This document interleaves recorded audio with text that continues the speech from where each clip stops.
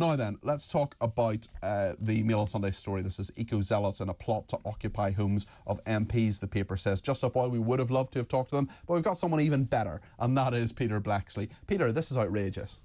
Yes, hats off to the Mail on Sunday for sending journalists undercover, posing as Just Stop Oil protesters.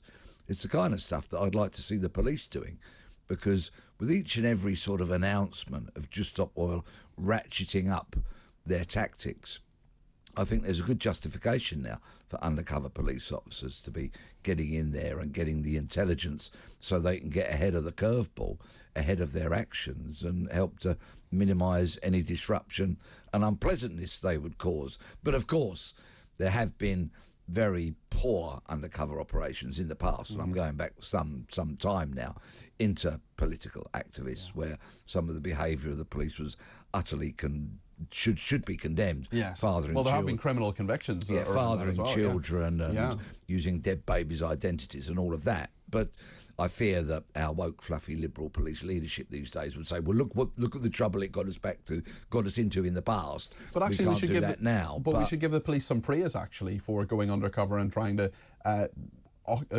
infiltrate Just Stop Oil in this, because often people say Just Stop Oil get away with a lot of things, but actually there have been quite a number of criminal convictions against the group.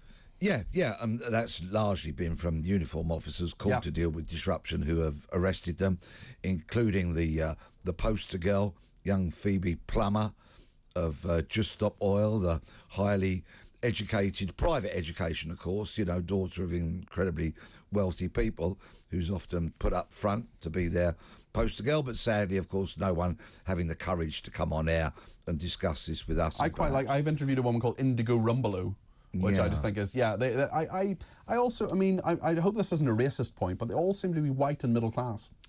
Yes, and quite frankly stupid, in my opinion. Tell us what you really think. I'll get off that fence, but Plumber the Dumber, I think, would be an appropriate kind of name for a young woman who's had a privileged upbringing, a very expensive education, is clearly bright and can absorb information, and yet chooses to dedicate her life to potentially getting arrested time and time again, and that will inevitably... They say it's worth it, Peter. They say they're fighting for a just cause, but this key point of occupying homes of MPs, I mean, that is another level here. We've seen Greenpeace, it wasn't Just Stop Oil, it was actually Greenpeace, who had, maybe looking over their shoulder actually a little bit at Just Stop Oil, that occupied the property that Rishi Sunak's house is on, his constituency home in Yorkshire, in Richmond in Yorkshire, and put the black drapes over his home. I mean, look, his family weren't there at the time. They said they checked that, but nonetheless, that must have been terrifying for his kids.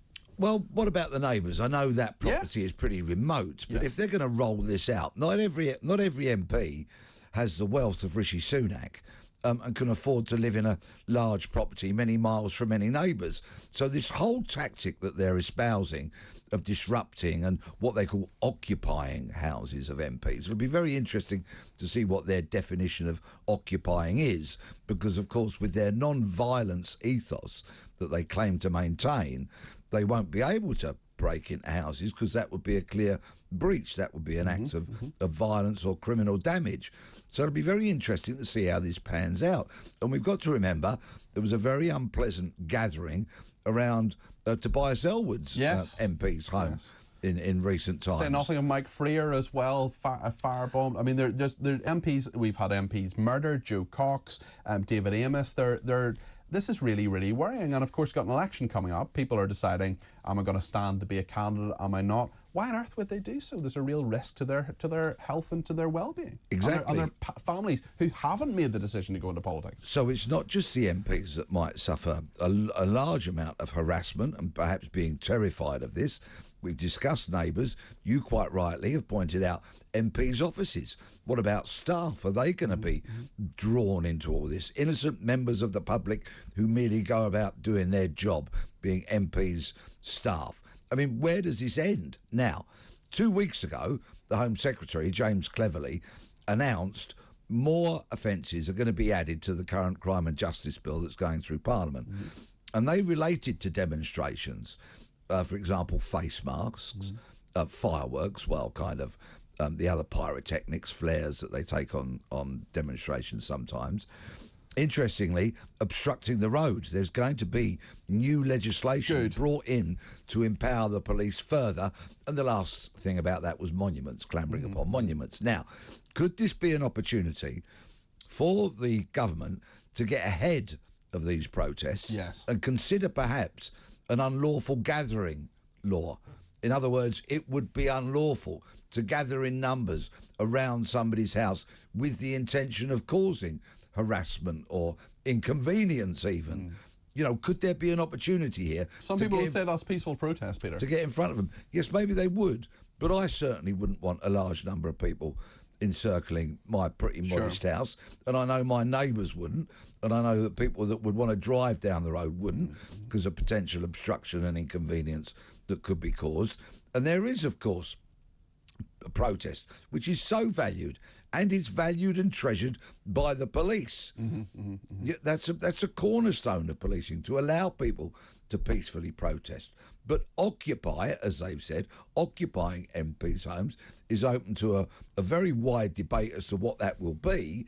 And our MPs, our elected MPs, do not deserve to have their homes surrounded by large numbers of people. That is clearly beyond the pale and goes well into the realms of unacceptable protest. Peter, thank you. Peter Bleksley is the former Metropolitan Police detective. Should say that Just Stop Oil, we did ask them on today, they said they would happily come on, and in fairness to Just Stop Oil, they have done many interviews with this station, and they've done many interviews with me, and that's okay, although they did treat my producer pretty badly once and later apologised, but that's ancient history.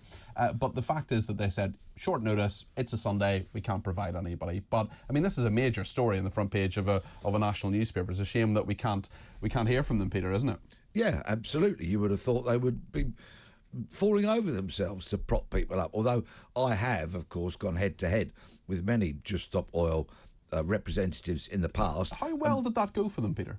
Basically, I shredded them on each and every occasion, and would have relished the opportunity to do so this afternoon. Maybe they knew you were coming on, and they knew your track record. Don't mess with the Bleksley. Quite possibly, but they are so missing the point here.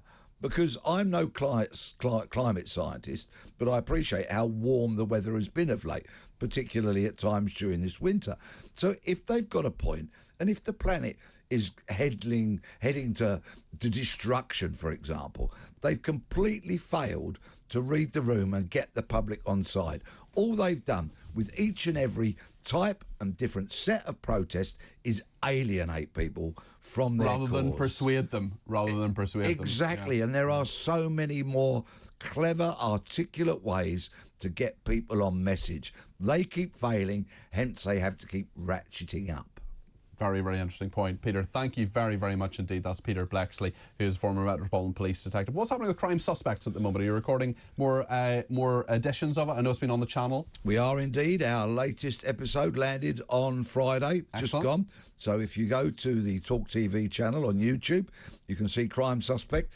This week we discussed the Madeleine McCann, the latest in the investigation, because a man had come forward and spoken to Martin Brunt of Sky News, and Martin came on the show.